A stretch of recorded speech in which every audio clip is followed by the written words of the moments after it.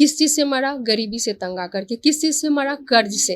गाड़ी किसने उठाई? दबंगों ने आकर के। मुख्यमंत्री नीतीश कुमार को अपना चेहरा दिखाने का अधिकार नहीं है। अगर वो अपना चेहरा लेकर के पीड़ित परिवार के पास नहीं जाते हैं, उनका हालचाल नहीं लेते हैं, और ये घटनाएं रोज हो तो अपना चेहरा छुपाते फिर रहे हैं, उतनी हिम्मत ही कहाँ है उनको कि जाकर के मिलेंगे। गरीबी, भूखमरी, कर्ज, कुपोषण आज बिहार के हर घर की कहानी है। कहानी कहीं बदल जाती है, कहीं एफआईआर तक नहीं पहुंच पाते लोग, कहीं घटना को दबा दिया जाता है, लेकिन दहेज में असमर्थ बाप आत्महत्या कर रहा है, हकीकत है।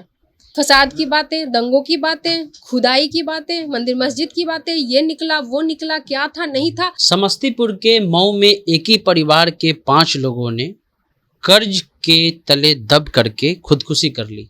हालांकि अभी पुष्टि नहीं है कि खुदकुशी है या मार कर लटकाया गया है, क्योंकि वहाँ के जो एसपी हैं उनका कहना है कि अभी जांच चल रहा है। लेकिन सवाल ये है कि जो कर्ज बताया जा रहा है, वो कर्ज जो है वो बच्ची की शादी को लेकर के बताया जा रहा है, और साथ में टेम्पो वेम्पो का भी कर्ज है। हमारे साथ रितु जायसवाल हैं, राष्ट्रीय जनता दल की प्रवक्ता हैं।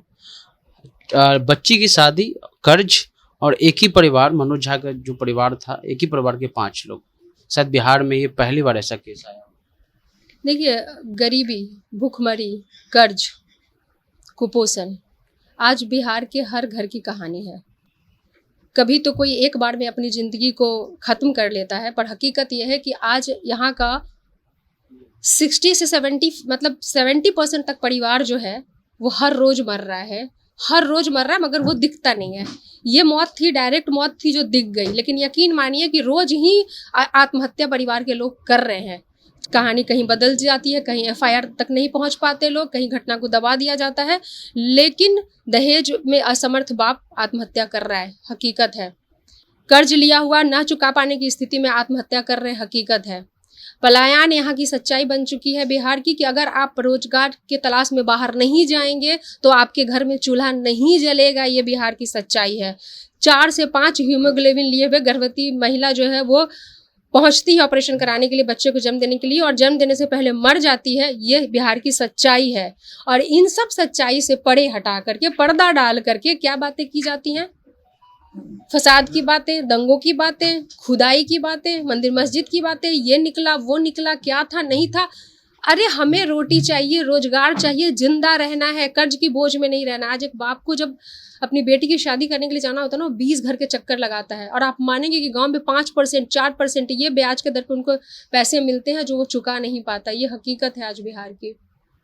ये वो सरकार है जो लगातार करोड़ रुपया खर्च कर रही है कि दहेज नहीं लेना है, दहेज नहीं देना है, और उसके अलावा जो परिवार का कहना है कि कुछ दिन पहले कुछ लोग आते हैं, धमकी दिया जाता है कि पैसा नहीं दोगी तो ये कर लेंगे। यहाँ तक कहा जाता है कि जो उन्होंने एक तरह से लोन पर जो ऑटो ले रखा था या जो गाड़ी ले रखा था वो भी ले गए। तो ये स्थिति दो है, एक तो कानून व्यवस्था है, क्या आज भी वो स्थिति है कि कोई दबंग किसी के घर से उठा करके कोई सामान ले जाए, और दूसरा कि उस पैसे का क्या जो खर्च हो रहे हैं दहेज के खिलाफ। ये जो घटना घटी है समस्तीपुर की, जहां 5 लोगों ने आत्महत्या की है, ये हर एक पहलू पर इस पर नजर देने की जरूरत है। किस चीज से मरा? गरीबी से तंग आकर के। किस चीज से मरा? कर्ज से। गाड़ी किसने उठाई? दबंगों ने आकर के। अगर एसपी ये कह रहे हैं कि हत्या हो सकती है, तो भी वो अपने कारनामे खुद खोल रहे हैं कि हत्या जैसी चीज अगर हो जाती है तो क्या ये भी कम है कि एक परिवार में घुस के किसी को 5 आदमी को आप गले में फंदा डाल के चेहरा लटका दो? क्या ये गुनाह अपने आप में कम है? क्या वो खुद अपनी सच्चाई का पोल नहीं खोल रहे हैं? और दूसरी, अगर ये कर्ज के कारण आत्महत्या है तो ये और भी बिहार सरकार के लिए डूब मरने वाली बात है। उनको डूब मरना चाहिए, उनको शक्ल नहीं दिखाना चाहिए। उनके लोगों को, सरकार को, मुख्यमंत्री नीतीश कुमार को अपना चेहरा दिखाने का अधिकार नहीं है। अगर वो अपना चेहरा लेकर के पीड़ित परिवार के पास नहीं जाते हैं, उनका हालचाल नहीं लेते हैं, और ये घटनाएं रोज हो तो अपना चेहरा छुपाते फिर रहे हैं, उतनी हिम्मत ही कहाँ है उनको कि जाकर के मिलेंगे। वो जनता दरबार में शिकायत, जनता दरबार में शिकायतें, और उसका कितना समाधान होता है?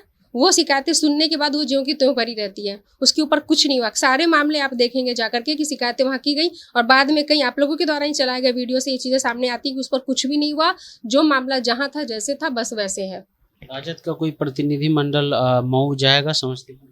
मुझे लगता है कि वहाँ से शायद जो समस्तीपुर के हैं वहाँ के प्रतिनिधिमंडल वो गए भी होंगे, और निश्चित तौर पर जाएंगे ही, क्यों नहीं। इस तरह की इतनी संवेदनशीलता तो है हम लोगों के अंदर में कि हर घटना पे पहुंचने की कोशिश रहती है, और सरकार को जिनको खुद नज़र नहीं आ रहा, कम से कम उनको दिखाएं तो सही कि क्या चीज़ें घट रही हैं, उनके क्या हो रहा है उनके राज्य में।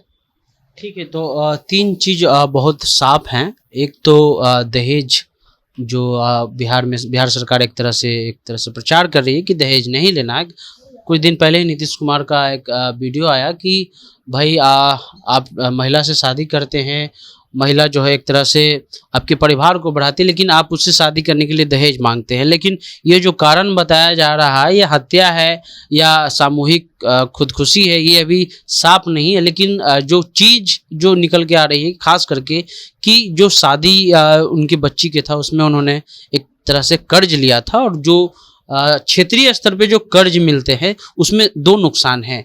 पहला नुकसान तो ये है कि आपको तो पैसा देगा ही, सूद अपने मन मुताबिक लेता है, और सूद के साथ साथ आपको गाली भी जो है सूद के रूप में हर सप्ताह या टोकन जो है एक तरह से दिया जाता है। तो हो सकता है कि ये परिवार को रोज का टोकन या रोज की गाली शायद बर्दाश्त नहीं हुई, इसलिए उन्होंने अपनी जान दे दी। ये हमारे सिस्टम और हमारे बिहार के जो सरकार है, उस सिस्टम का एक खोखलापन है कि एक ही परिवार के 5 लोग खुदकुशी कर लेते हैं, और बिहार में जब चुनाव होता है तो नीतीश जी पोस्टर लगवाते हैं कि बिहार में बहार है।